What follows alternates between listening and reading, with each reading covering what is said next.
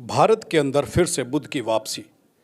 भारत के साथ साथ जम्मू में बुद्ध की वापसी का ये किस्सा आज हमारे सामने आया है।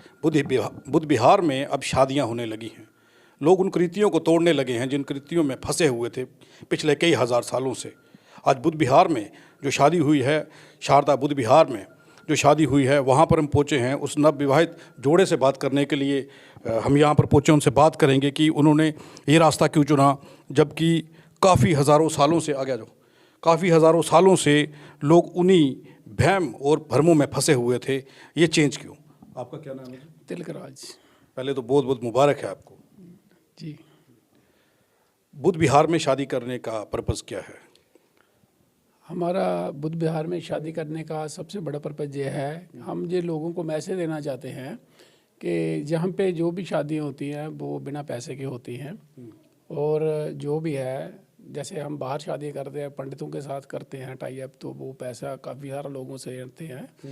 तो इसलिए मैं लोगों को यही सलाह दूंगा कि आप जहाँ आओ और बिना पैसे के आप अपना घर बसा सकते हो, शादी अच्छी हो जाएगी। अंधविश्वास से भी दूर होने की कोशिश की है ये। हाँ जी, हाँ, अंधविश्वास जो फैला हुआ है उससे थोड़ा बाहर आना पड़ेगा हमें, तो इसकी कोशिश करनी चाहिए हम लोगों को।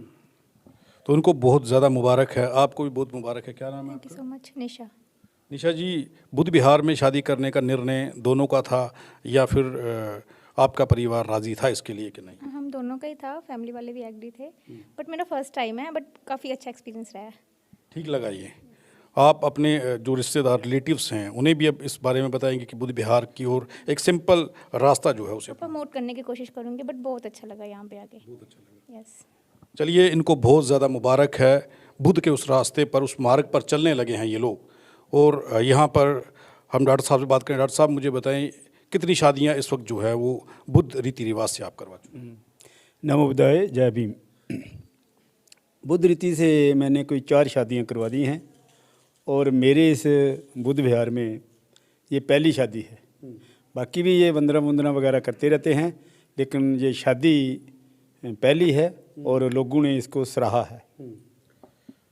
इस ओर लोगों का अब मैं देख रहा हूँ रुझान हो रहा है। लोगों को समझ आने लगा है कि आखिर बुद्ध के मार्ग पर चलना चाहिए।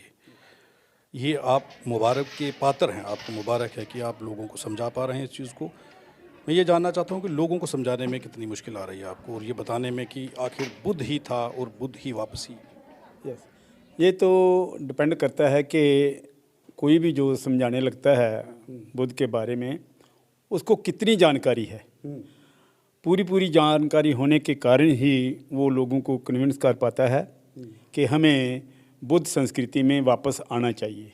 क्योंकि अगर 2600 साल पहले का इतिहास खोजें तो ये पूरा भारत देश बुद्धमय था। तो बुद्धमय होने के कारण ये बुद्ध संस्कृति अपनाई थी इन्होंने। फिर वक्त बदल जाता है, भाषाएं बदल जाती हैं, शब्द बदल जाते हैं, शब्दों के अर्थ बदल जाते हैं। तो ये बिल्कुल जब यहाँ से बुद्धिज़्म ख़त्म हो गया तो ब्राह्मणवाद ने इनकी जगह ले ली, और ब्राह्मणवाद में जो कराया जाता है, अंधविश्वास पैदा किया जाता है, अंधश्रद्धा पैदा की जाती है, लोगों को गुमराह किया जाता है, ऊंच नीच की भावना बताई जाती है। वहाँ पर बुद्ध संस्कृति में सबको समानता से देखा जाता है, सबको समान बनाने की कोशिश की जाती है, अंधकार और अंधविश्वास से निकालने की कोशिश की जाती है। और मेरा मानना ये है कि जब से मैंने ये काम शुरू किया हुआ है, काफ़ी लोग समझ रहे हैं और बुद्ध की तरफ वापस आ रहे हैं। इसमें फ़र्क क्या रहेगा? किस तरीके से शादी करवाई जाती है?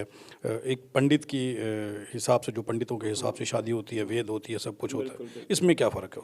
ये फ़र्क है इसमें कि यहाँ वेद का कोई नामो निशान नहीं है।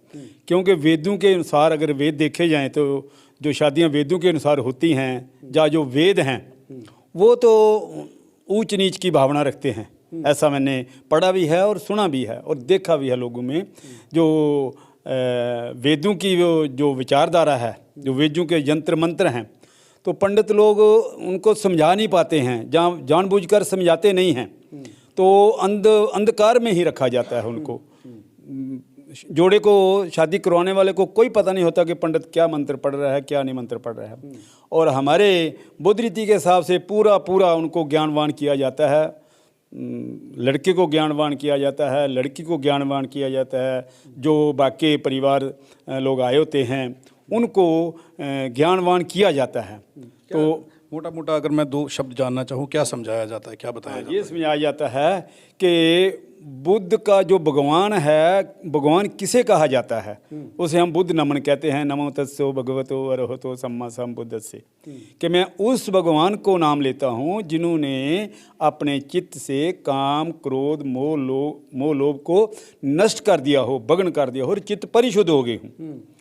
तो उसको मैं नमन कर रहा हूँ। मैं किसी देवता को नहीं नमन कर रहा, किसी आदमी को नहीं नमन कर रहा, किसी शख्स को नहीं नमन कर रहा, किसी विशेष व्यक्ति को नमन नहीं कर रहा। मैं उनको नमन कर रहा हूँ जिन्होंने अपना चित्त परिशुद्ध कर लिया हो।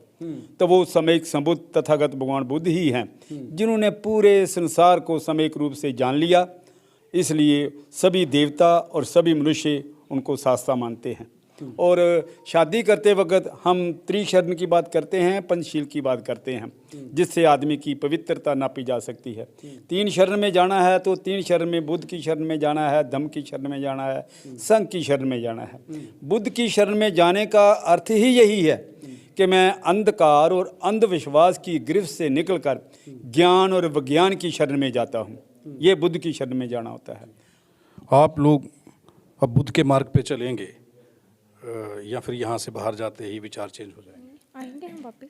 समझ आ गया आपको? हाँ, इन्होंने क्या समझाया? जो नहीं है वो ट्राई करेंगे। मतलब ट्राई करेंगे, वो हाँ, बुद्ध हाँ, के हाँ। मार्ग पर चलेंगे। श्योर।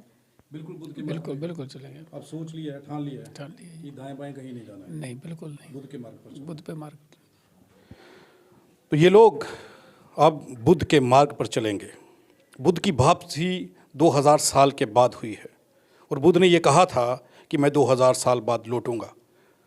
तो ये बुद्ध की वापसी बुद्ध के उन विचारों को बता रही है कि बुद्ध जानते थे कि 2000 साल के बाद जिस तरीके का भी वहम भरम जो होगा वो ख़त्म होगा और लोग उस रास्ते पर फिर से चलना शुरू होंगे।